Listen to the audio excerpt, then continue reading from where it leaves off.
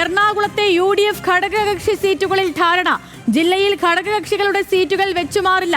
Kothamangalam seat Congress ഏറ്റെടുക്കുമെന്ന പ്രചാരണം Joseph group തള്ളി. League മത്സരിക്കുന്ന കളമശ്ശേരി സീറ്റിലും മാറ്റമുണ്ടാകില്ല.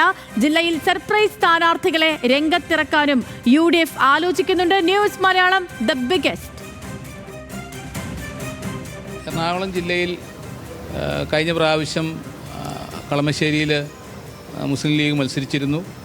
കോതമംഗലത്ത് കേരള കോൺഗ്രസിൻ്റെ സ്ഥാനാർത്ഥിയാണ് മത്സരരംഗത്തുണ്ടായിരുന്നത്. അതോടൊപ്പം തന്നെ പിറവത്ത് കേരള കോൺഗ്രസ് ജേക്കബിൻ്റെ ലീഡർ അനൂപ് ജേക്കബ് മത്സരിച്ച് വിജയിച്ചു.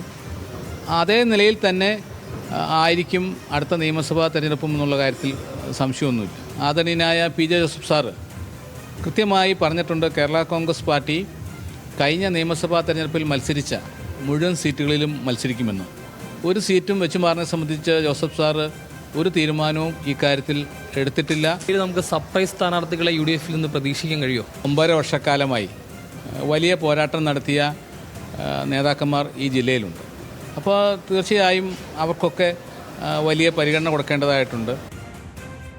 കൊച്ചിയിൽ നിന്ന് അബ്ദുൾ റഹീം ചേരുന്നുണ്ട്. റഹീമേ, അപ്പോൾ കോതമംഗലം മാറില്ല, ഈ മറ്റ് സ്ഥലങ്ങളൊന്നും അതായത് ഘടകകക്ഷികളെ ഒന്നും പിടക്കാതെ ഒരു സീറ്റ് നിർണയം അല്ലേ?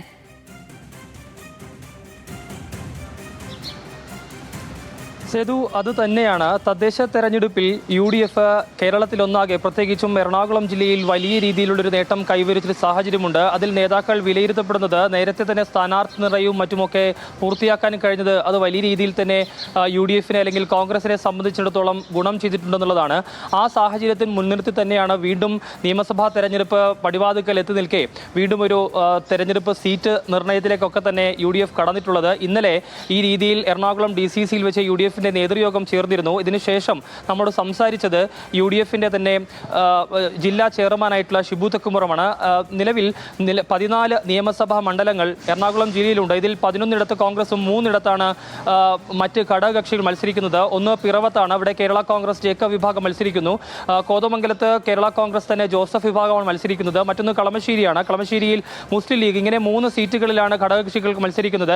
ഈ സീറ്റുകൾ വെച്ചുമാറുന്നു എന്ന തരത്തിലുള്ള വാർത്തകളൊക്കെ നേരത്തെ പുറത്തു വന്നതാണ്. പക്ഷേ ആ വാർത്തകളൊക്കെ തന്നെ തള്ളുന്ന തരത്തിലാണ് UDF ജില്ലാ ചെയർമാൻ കൂടിയായിട്ടുള്ള ഷിബു തെക്കുമുറത്തിന്റെ പ്രതികരണം നമ്മളോട് ഉണ്ടായത്. അദ്ദേഹം പറഞ്ഞ പ്രധാനപ്പെട്ട കാര്യം, നിലവിൽ ഘടകകക്ഷികൾ എവിടെയൊക്കെയാണോ മത്സരിച്ചത് അവിടെ തന്നെ ആ രീതിയിൽ തന്നെ നിയമസഭാ തെരഞ്ഞെടുപ്പിലും മത്സരിക്കുമെന്നുള്ളതാണ്. ഏതെങ്കിലും രീതിയിൽ സീറ്റുകൾ വെച്ചു മാറേണ്ട ഒരു സാഹചര്യം നിലവിലില്ല. അങ്ങനെയുള്ള കാര്യങ്ങൾ UDFൽ ചർച്ച ചെയ്തിട്ടുമില്ല. പ്രധാനമായും ഈ കളമശ്ശേരിയും അതുപോലെ തന്നെ കോതമംഗലവും കോൺഗ്രസ് ഏറ്റെടുക്കുകയും മറ്റേതെങ്കിലും 2 സീറ്റുകൾ ഘടകകക്ഷികൾക്ക് നൽകും എന്ന തരത്തിലായിരുന്നു ആദ്യഘട്ടത്തിൽ വാർത്തകളൊക്കെ പ്രചരിച്ചിരുന്നത്. പക്ഷേ അങ്ങനെ ഏതെങ്കിലും തരത്തിലുള്ള ഒരു ചർച്ചകളോ മറ്റോ കാര്യങ്ങളോ ഒന്നും തന്നെ നടന്നിട്ടില്ല.